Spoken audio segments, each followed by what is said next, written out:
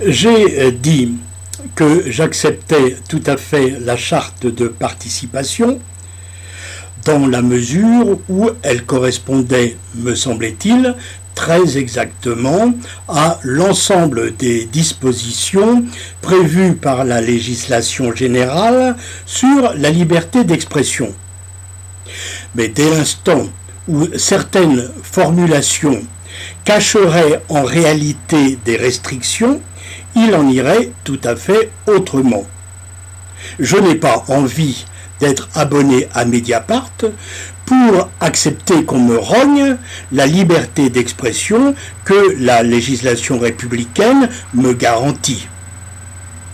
J'ai donc dès le départ signalé que oui, elle était parfaitement acceptable puisque c'était ce que nous garantissait la législation générale, mais j'ai également dit qu'il y avait un danger en cas de conflit, c'était le danger de l'interprétation.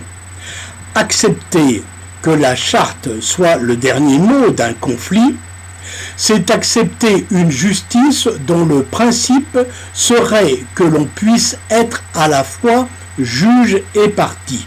Non, on ne peut pas être juge et partie. S'il y avait recours à la justice pour contester une décision prise par la direction de Mediapart, eh bien, il y a à peu près, à mon avis, aucune chance de gagner pour un plaideur, parce que tout simplement n'importe quel tribunal considérerait que le directeur de Mediapart a fait appel à son pouvoir organisationnel. Il est patron de son entreprise et cela lui donne une grande liberté de mouvement par rapport à toute action disciplinaire.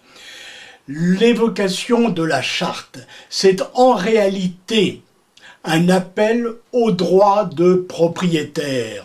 Alors, si c'est le droit de propriétaire qui prévaut, eh bien, il ne faut pas faire appel au droit d'intérêt général qui protège la liberté d'expression.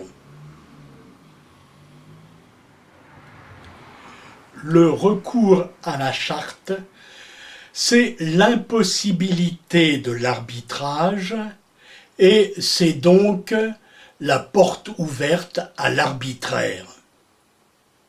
Oui, en théorie, il serait possible de faire appel à la justice pour avoir raison d'une décision qui serait prise par la direction de Mediapart. En réalité, c'est purement théorique. Se plaindre, comme c'est arrivé, paraît-il, à un abonné d'un mauvais traitement sur Mediapart, c'est à peu près comme se plaindre parce qu'on a été bousculé dans un métro bondé, ou bien parce que un voisin de l'immeuble vous gêne en raison de ce qu'il sent mauvais quand vous le rencontrez dans les escaliers.